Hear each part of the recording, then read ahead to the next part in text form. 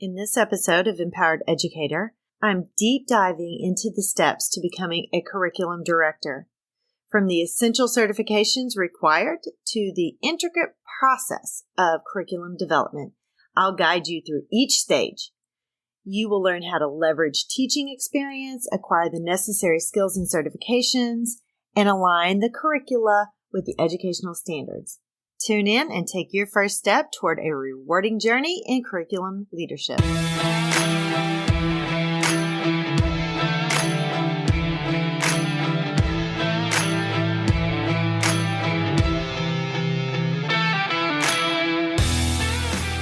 Hi, friend. Are you ready to move into a leadership position?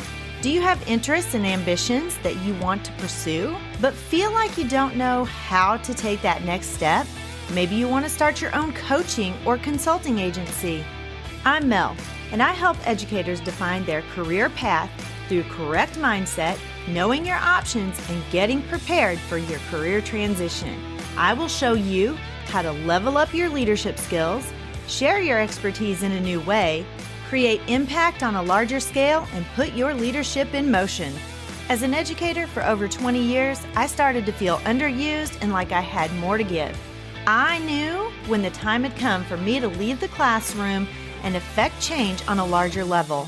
Now, I'm ready to help you determine where your talents and skills mesh with your passions and interests, put your leadership in motion, and move into that next phase of your educational career journey. Let me help you define your career path by having the right mindset, knowing your options, and getting prepared for that next leadership position. So power up and put your leadership in motion.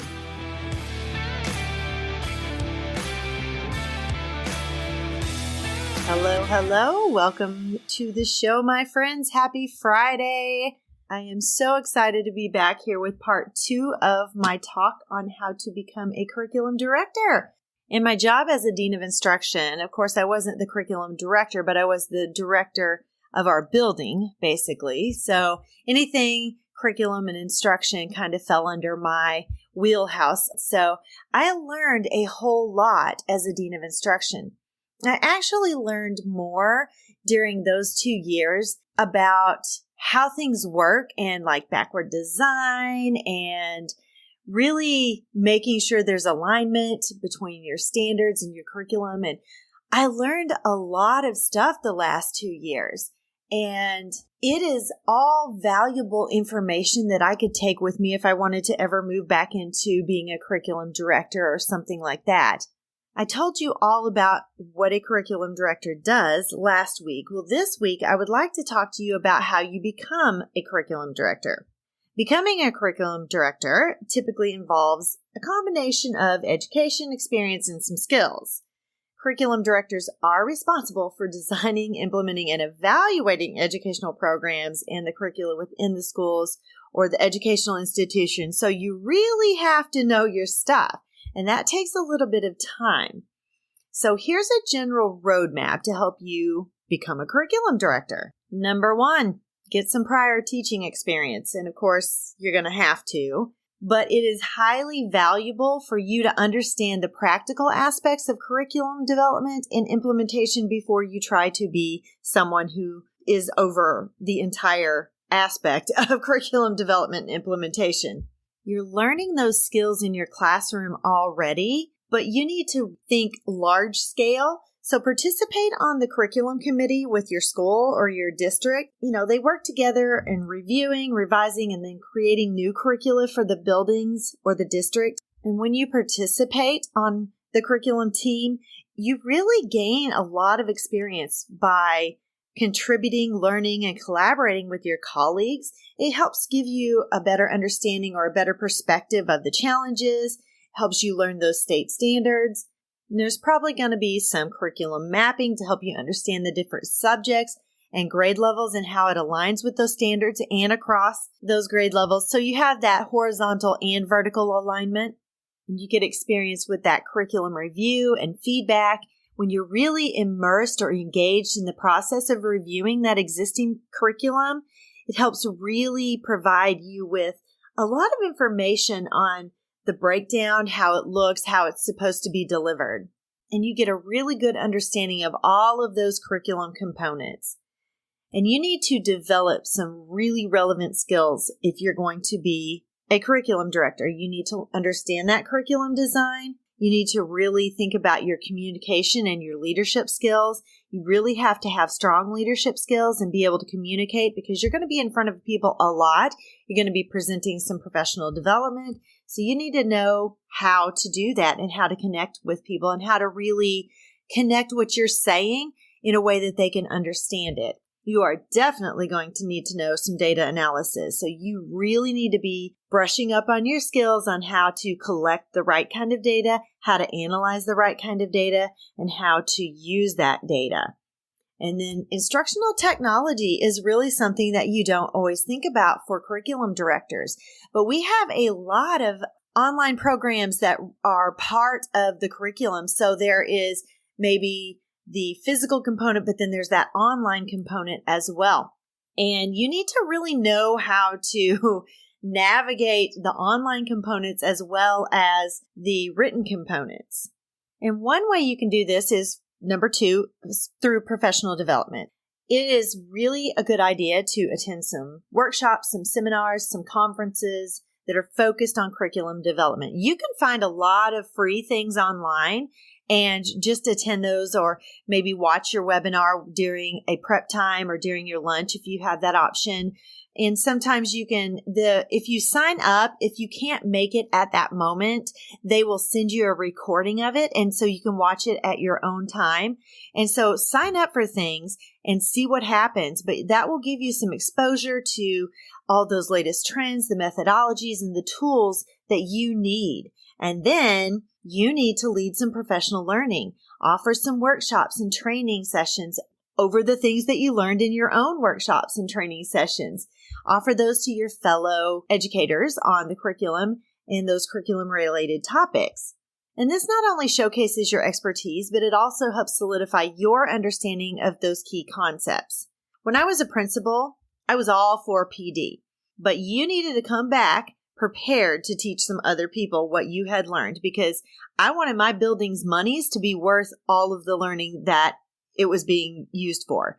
So my teachers would come back and they would teach the other teachers how to use or what they learned and how to use it in their classroom. And when you're doing that, you're gaining that confidence, you're building the skills, and those are things you can add to your resume and help you be successful in an interview. Number 3 is that certification. In Missouri, that's where I'm from, to be a curriculum director, the certification requirements are that you have to have a master's degree. So our state education department, their qualifications are like a master's degree in, say, like educational leadership or curriculum and instruction or some kind of related field. So I encourage you to get on your State Department of Education's website and really dig in and see what those certifications are specific to your state. And that's also going to determine what college that you attend, because you really need to pick a college that is going to get you what you need. And there are different programs in different colleges, so you have to really research that as well, just to know what the name is of the program that will get you what you need to become a curriculum director. In one school, it may be called Master of Education in Curriculum and Instruction. In another school, it may be called a Master of Arts in Education with concentration in Curriculum and Instruction. Some offer technology components. You just have to really dig in and really do your research to know what is offered at that college. And also, it might be a good idea to look. Most colleges now offer virtual learning, so check and see what you can find. And then number 4, once you have all that you need to be a curriculum director, you've got some experience with curriculum, you have gotten your master's degree, you've really built your skills in data collection analysis, and you are ready to apply as a curriculum director. You're ready to apply for some positions. So do some research on the districts that you want to apply at. And this may be your own district. And tailor your resume and your cover letter to highlight all of that experience that you've been working on for the last couple of years while you were trying to get your degree, and then you can highlight that in your resume. And then you are also a lot more prepared for those interviews. You're able to showcase your knowledge that you've gained by being on that curriculum team, and you've really honed those skills. And so you're much more knowledgeable and versed when you go into an interview. And if you need a little bit of help getting this all lined out, figuring out what you need to do, what steps you need to take, reach out. You can click on the link in the show notes for a career transition complimentary empowerment session with me. I would love to talk with you and see if I can help you make this process a little bit smoother. I understand what you need to put on a resume and in your cover letter. So reach out. I can help you with that. And we can do a little bit of work together to make sure that your transition from the classroom into curriculum director, I cannot talk today, is a smooth one. I hope that this show blessed you in some way today. And if it did, I would really appreciate it if you would hop on over to Apple Podcasts or Apple iTunes and leave me a rating and a review.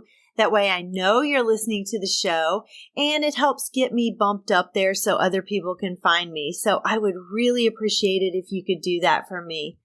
I hope today's show was a blessing to you as you continue on your path toward everything that God has in store for your life.